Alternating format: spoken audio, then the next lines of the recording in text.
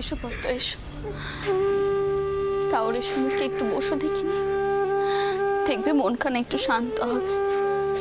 আর আমি তোমাকে কইছি মোহিনী ঠিক কোচ পাওয়া যাবে। হ্যাঁ মা, সে সুস্থ আছে, আমি কইছি সুস্থ আছে।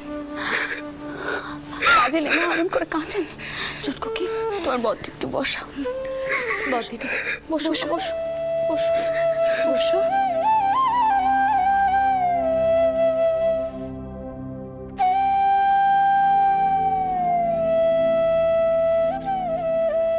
মা, মা তুমি এক কানে নাম গান ধরো। অনেক গান তো তোমার গলায় নাম গান শুনিনি। আর বদ্দিদিরও একটু ভালো লাগবে।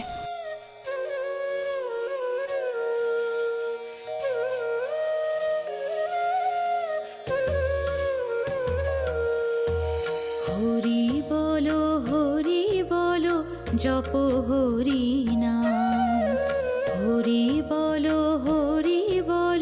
জপ হরি নাম। নুমি নুমি হে ঘন শ্যাম নব দুর্বাদল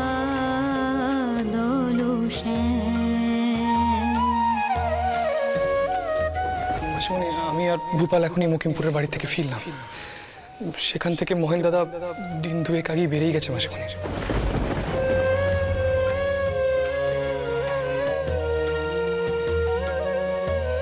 দুঃখ সাগর যেন হতে পারি পার, কঠিন কঠোর যখন ভব সংসার।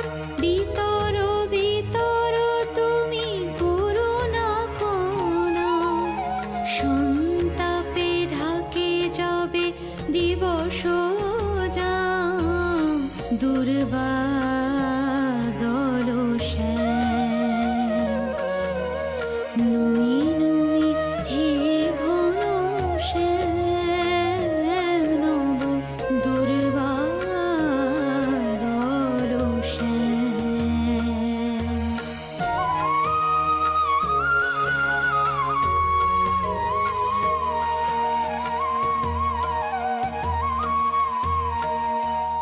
মা, মতর তুমি এসছো? তা মতর মহেনের কোনো খবর এলো? না মা, এখনো মহেনের কোনো সংবাদ আসেনি। আর ওদিকে দক্ষিণেশ্বরের মন্দির থেকে মল্লিকমশাই খবর পাঠিয়েছেন যে হলধারী ঠাকুরের পুত্র তার দেশের বাড়িতে মারা গেছে।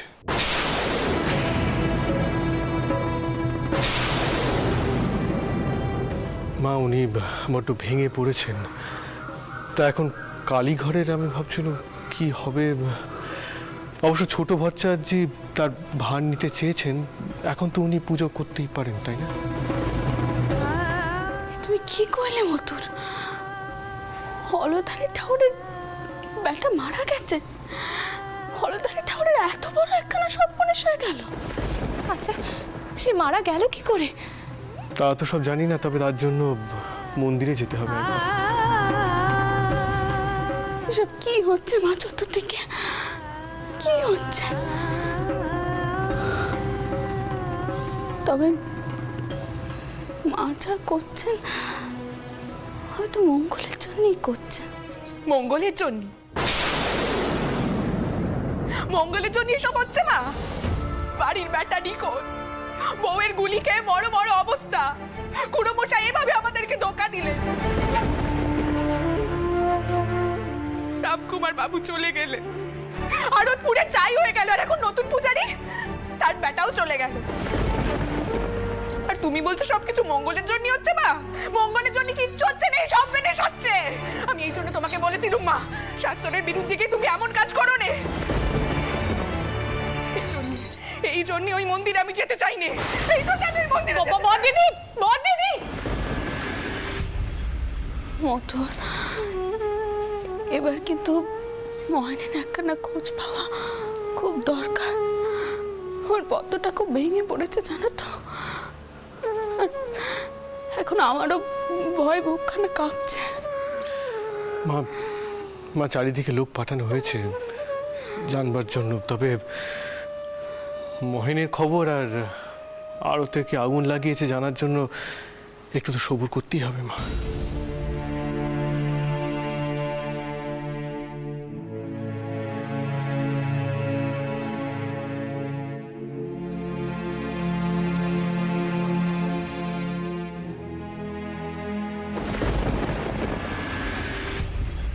শুনছেন, কইছিলাম আপনি কি কোথাও বেরোচ্ছেন? কাবার কানা বাড়বো? না। আচ্ছা, আপনি বাবা মশাইকে কোথাও দেখেছেন? বাবা মশাই কই না তো। নিশ্চয়ই বাবা মশাই একা একা কোথাও বেরিয়েছেন। আমি এতবার করে নিষেধ করলুম, কিন্তু কিন্তু উনি তো কারোর কোনো কথা শোনেন না। এবার একটা বড় কোনো বিপদ হবে, তারপর দাশরথী, তোমরা তৈরি থেকো। আমি যখনই ইশারা করব তখনই তোমরা চারিদিক থেকে ঘিরে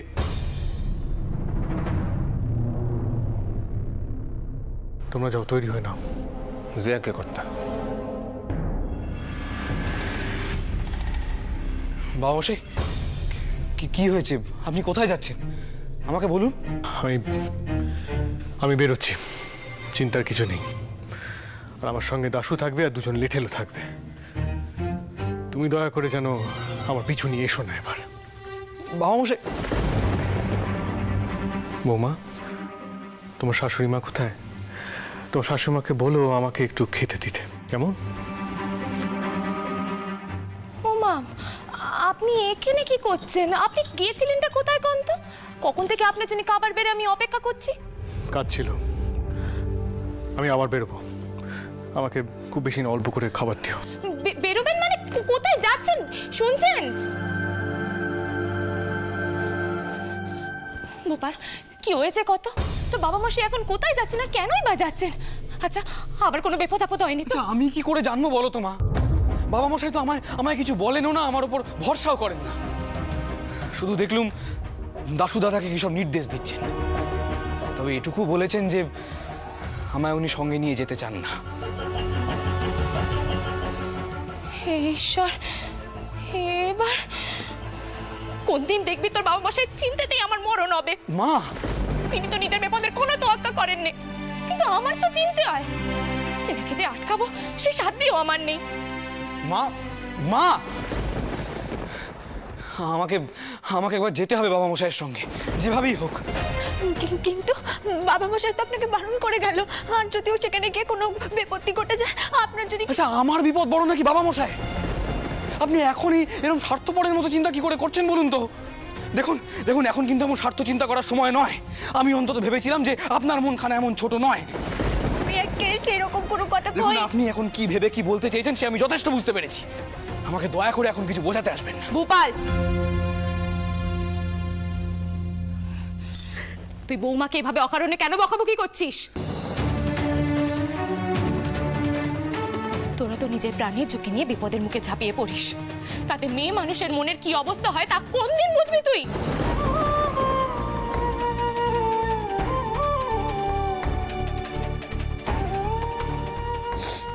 তোর বাবা মশাইও চিরটা কাল ঠিক এইভাবেই আমাকে বকাবকি করতেন, আর বিপদের তোয়াক্কা না করে ঝাঁপিয়ে পড়তেন। আর আমি ভয়ে কাটা হয়ে ঘরে বসে থাকতাম।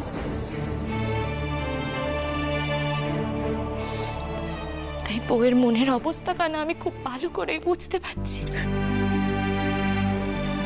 ও যে তোকে আটকাবে এই সাধ্যি তোর নেই।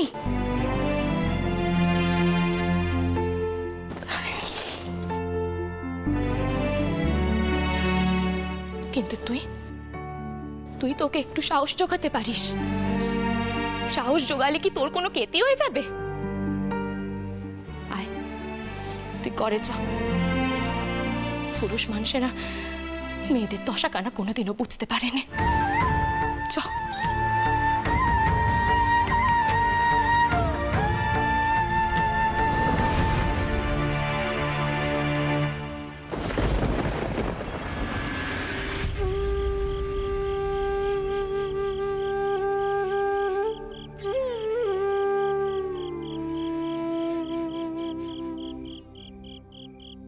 হলদারি ঠাকুর, আপনি দয়া করে কালীঘর ছেড়ে যাবেন না। আমি বুঝতে পারছি আপনি এখন খুবই শোকের মধ্যে আছেন, কিন্তু কিন্তু মায়ের ইচ্ছের সামনে কে বা কি করতে পারে বলুন? দেখুন দেখুন আপনি নিশ্চয়ই বুঝতে পারছেন কেন আমি এই কথা বলছি। গদাই ঠাকুর এই সুযোগে কালীঘরে ঢুকতে চাইছে, তাই তো সে ছুটি দেওয়ার জন্য বারবার করে বলছে। এসব কথা কেন কইছেন বদন টাউর?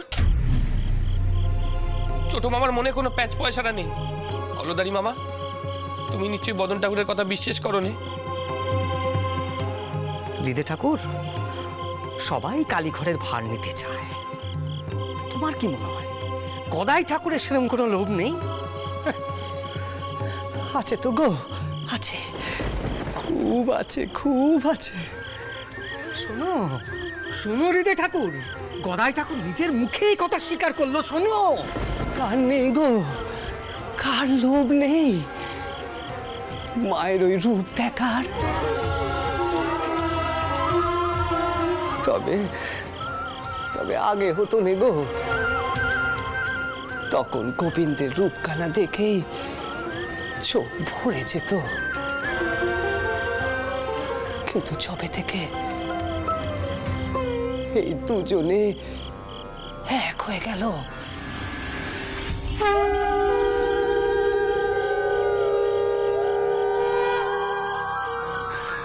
যবে থেকে ধ্যানে বসে ওই রূপ দেখলুম,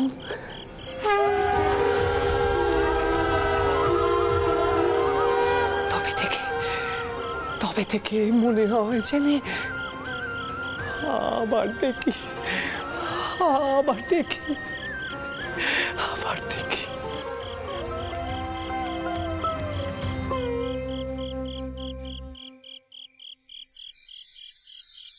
কালো রূপে দিগম্বরী, কালো রূপে দিগম্বরী,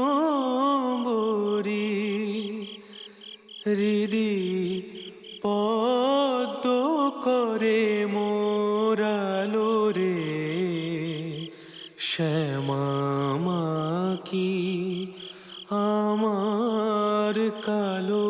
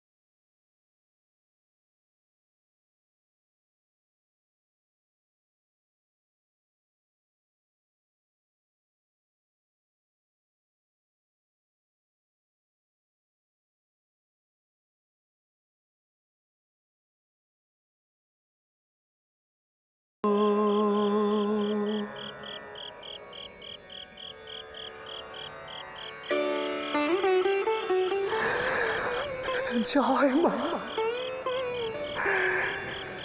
জয় মা। হ্যারে গদাই, আমার তো এমন দ্বারা আকুতি হলো নে।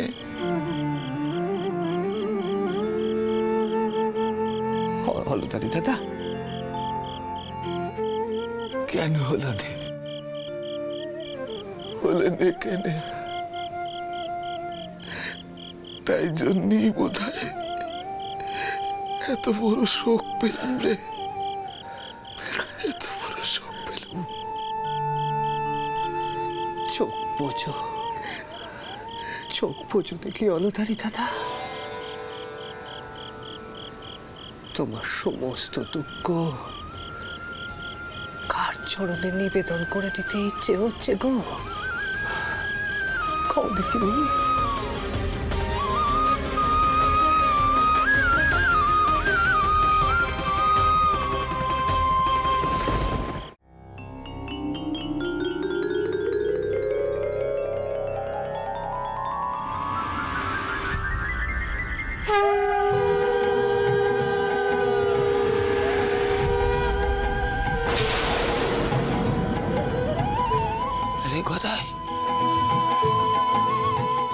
আমি তো সেই রাধা রমনকেই দেখলুম রে, সেই রাধা রমনকেই দেখলুম, যার প্রতি ভক্তি জাগছে,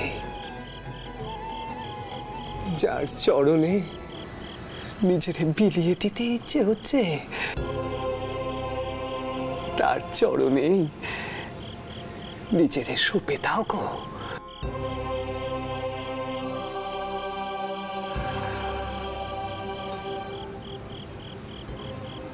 সেই তো আসল পুজো, আসল পুজো। হ্যাঁ গো বদন ঠাকুর,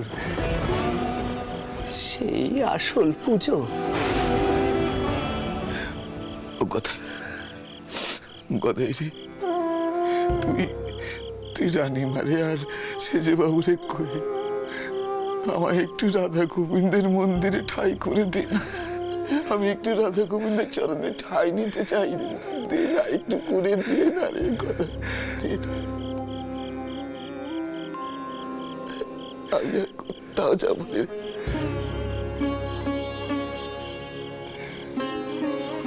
তোকে কত কটু কথা কয়েছে, কত গালমন্দ করেছে, ক্ষমতার লোভ হয়েছিল রে আমার অহংবোধ হয়েছিল, তার সাজা আমি পেয়েছি রে কোথায়, তার সাজা আমি পেয়েছি। আমার একটু রাধা গোবিন্দের মন্দিরে ঠাঁই নিতে দে রে, একটু কয়ে দে না, একটু জায়গা করে দে না ভাই, একটু জায়গা করে দে।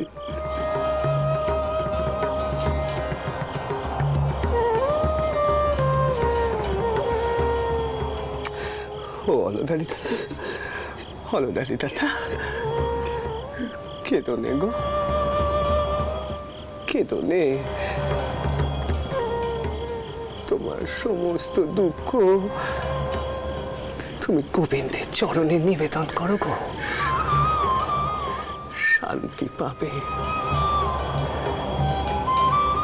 মন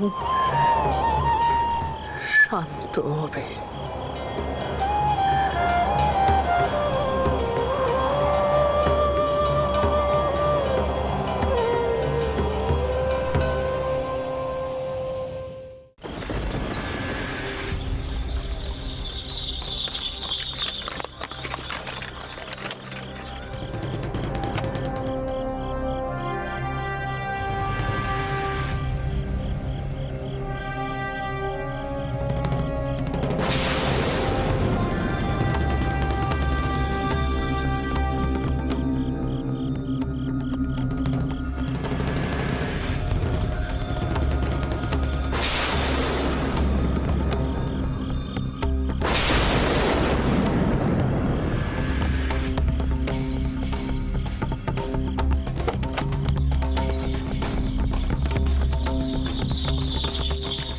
যে আরতের কথা কইলেন কর্তা, আজ রাতে সেখানে কাজ হয়ে যাবে।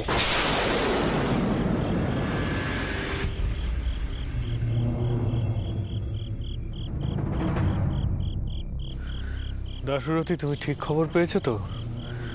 এখান থেকে লেঠেল ভাড়া করা হয় আর আমাদের আড়তের নামে লেঠেল ভাড়া করা হয়েছে। হ্যাঁ কর্তা, আমাদেরই একজন লেঠেল ছদ্মবেশ এখানে ঘোরাঘুরি করছিল, সেই কইয়েছে। শোনো, আমি খুব সাবধানে গিয়ে খোঁজখবর করব, কেউ যেন জানতে না পারে আমি জানবাজারের বাড়ির কেউ। এই কথাটা তোমরা মাথায় রেখো। এসো।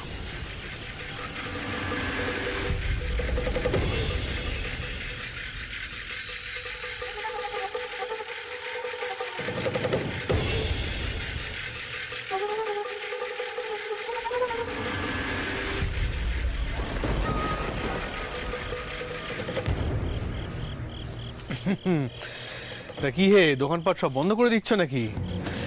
আমার যে কিছু মশলা লাগবে। এই নাও আগাম, না না।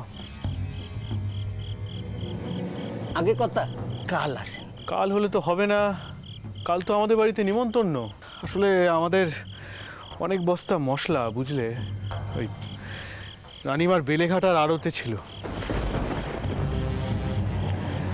সারা বছরের রসদ রপ্তানি করি কিনা আমি, কিন্তু ওই আড়তে আগুন লাগায় আমাদের সব বস্তা একেবারে জ্বলে পুড়ে নষ্ট হয়ে গেছে। বড় বিপদে পড়েছি ভায়া। আগে কত একখান কথা কই, জানবাজারে রানীমার আড়তে আর কোনো জিনিসপত্র রাখবেন নে, তেনার পেছনে 70 লেগেছে।